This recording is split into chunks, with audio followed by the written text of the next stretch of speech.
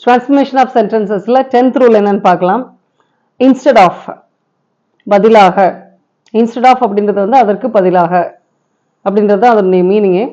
இந்த டேர்மை வந்து நம்ம சிம்பிள்ல, காம்பவுண்ட், காம்ப்ளெக்ஸ்ல எப்படி யூஸ் பண்ணலாம், டிரான்ஸ்ஃபர்மேஷன்ல எப்படிலாம் அது சேஞ்ச் ஆகும் அப்படின்னு நம்ம பார்க்கலாம். இப்போ இதுக்கு எக்ஸாம்பிள் தரேன். சிம்பிள்ல இருந்து போகலாம். Instead of cooperating with all, he rebukes for everything. இது சிம்பிள்.